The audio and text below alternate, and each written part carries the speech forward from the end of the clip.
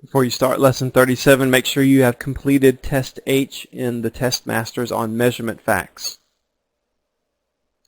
Lesson 37 has two parts, and both of them deal with finding the area of different geometric shapes. First, we'll talk about finding the area of a triangle, and then we'll do some more on rectangular area.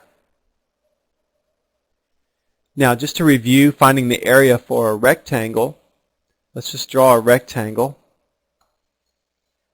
And usually the narrower side, we call that the width, and the longer side we call the length. And we know that the area of that would equal length times width. Now, let's split that in half. Let's just go from one corner to the other opposite corner. And notice we would end up with two triangles, right? Just think about the triangle on the right side here. Kind of has this shape to it, and this side is the length, this side is the width. And so the area for that triangle, wouldn't it just be half of the rectangle since we split it in half? Well, it would be. And we would just say 1/2 times length times width. Or we could also write it length times width divided by 2. Either way you want to write it. That's all you do to figure out the area of a triangle. Now, to distinguish discussing triangles from discussing rectangles, a lot of times we use B and H instead of L and W for the different lengths. We're always multiplying two lengths together anytime we're calculating an area, whether it's a rectangle or a triangle. So just to redraw this, we could say B and H. B for base, H for height. And so the area of that triangle is equal to the base times the height divided by 2. Now, here's a special property about triangles. Doesn't matter the triangle. It's always the base times the height that's perpendicular to the base that we multiply together. That's always how you figure out the area for a triangle. It's the base times the height perpendicular to that triangle. No matter what the shape of the triangle, it's the base times the height perpendicular to it.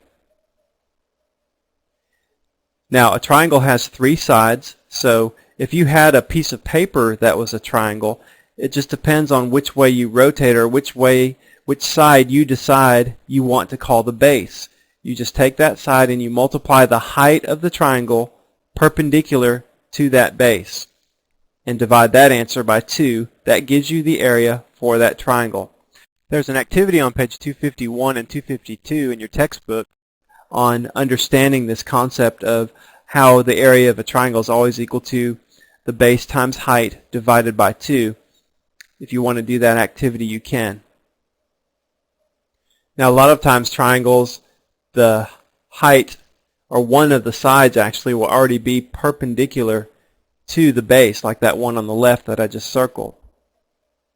But then there'll be times like in these other two triangles where the height that's perpendicular to the base will have to be measured. On the problems you'll be doing in this book, they'll always give you that height perpendicular to the base. And so you don't use, sometimes they'll give you the lengths of all the sides of the triangle, and they just do that to kind of confuse you. Don't use those. Use the height perpendicular to the base. And it will always be indicated because they'll put that little right angle box. Remember that box? That always means perpendicular to when you see that.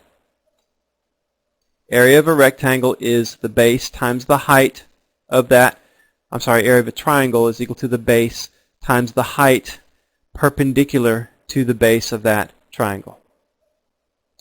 Let's go ahead and do some practice problems.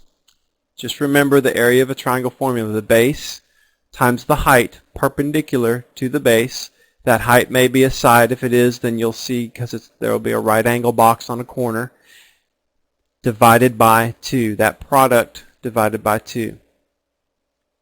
Look at practice problem A.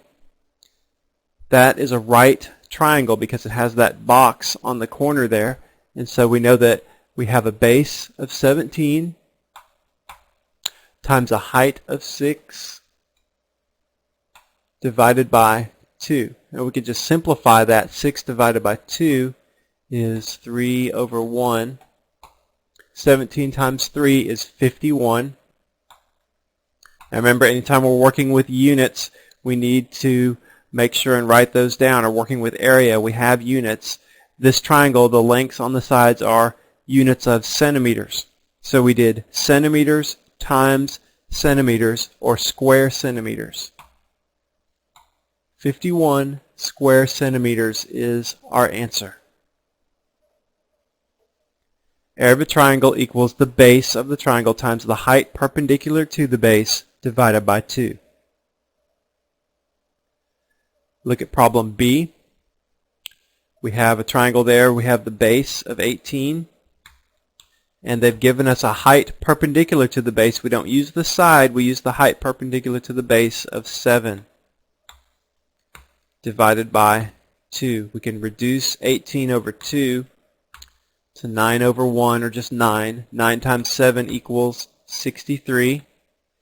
And our units here are inches. So we did 18 inches times 7 inches. Inches times inches is square inches, or inches squared. 63 inches squared. Remember, your units are half your answer on these problems. If you don't get your units right, you only get half credit on the problem. On C, we have another type of triangle here, a base of 8. We need a height perpendicular to the base, not that angled side of 15 meters, but the height of 6 meters perpendicular to the base of 8. 8 times 6 over 2. Hopefully you can just do that in your head.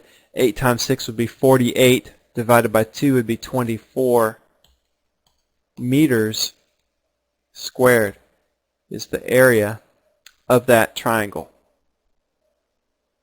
Area is the amount of surface something would cover. If you had that triangle 8 meters base and a 6 meter height on it, and maybe that was a piece of paper and you cut that out and laid it down on the ground, it would cover an area of 24 square meters on the ground. And another thing is, if you had a rectangle that had a side of 8 meters and another side of 6 meters, that two of those triangles would fit inside of it, right? Because it's equal to half of the area of a rectangle with that length and width, or base and height. Let's do one more problem, and this one deals with finding the area of a rectangular shape. And this is something you haven't done before in this text,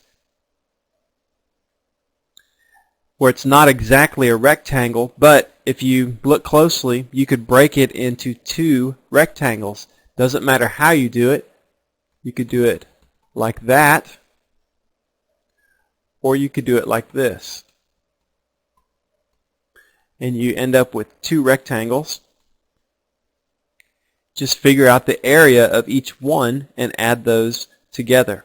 So this top one here,